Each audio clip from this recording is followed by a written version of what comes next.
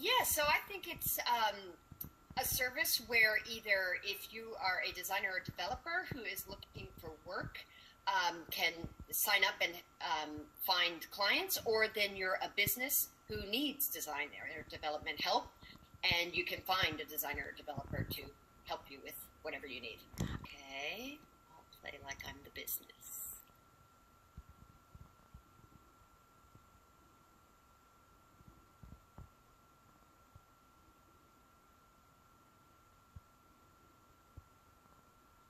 Okay, well, what first came to mind is those kind of sites like, well, they've changed the names now, but I still have the old names stuck in my head, like the Odesk and Elance that will hook up people who are looking for designers. But so, maybe here in the beginning when I looked at these first, like how does it work? That came to mind. But then reading down here, that is it Crux? Is that how you pronounce it? Yeah, is Crux right for me? Then it was interesting. I thought, especially, for example, the second point, you need a simple website design developed, but cannot afford to pay for one at this time. Then that kind of sparked my interest that, oh, okay, this is a little bit different then. And then also the same thing here with the, it's not for you. So it's not for you, especially if you're a large company or need a complex website. So that made it clear to me immediately, like, okay, maybe I don't need anything super fancy, but I need a website, and probably I don't want to pay a huge amount for it. And then when I look down here at what does it cost? So, so maybe I was a little confused here that, can I choose one of these three options? Was my thought that I got the feeling that I could choose either to give portfolio permission, or I could use a fee or advertising, or trade something, and choose from one of those three different methods as my way of kind of paying for this service. Yeah, yes, it wasn't clear to me immediately that which of those, I like all three ideas, actually. I think they're all great ideas.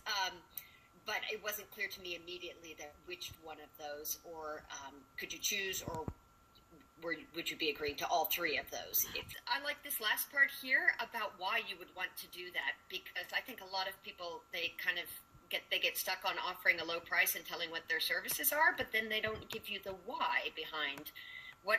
So, okay, great, price and service, but I think that this makes it interesting because it's different, and I think it also makes it more personal. Put yourself back in like a student's shoes, whether you're a web student, a graphic design student, or whatever. Do you feel this would be something that you would be interested in signing up for, coming from the student side? Yeah, I definitely would be, because I remember when I was starting, and I was thinking that, gosh, I want to have some like real projects to work on. I did my own things, but it would be fun to see like what do other people think about my work. But I didn't know where to start, and they tell you, well, go and ask your friends and all that, but it's always a little bit hard to take those first steps. And then, like, for example, for me here, I also had that feeling like, God, I live in a small town, and I have some friends, but I don't know that they need a website. So any kind of resources that make it easier for people starting out, I think is fantastic. And I think this one also is nice because it doesn't feel intimidating.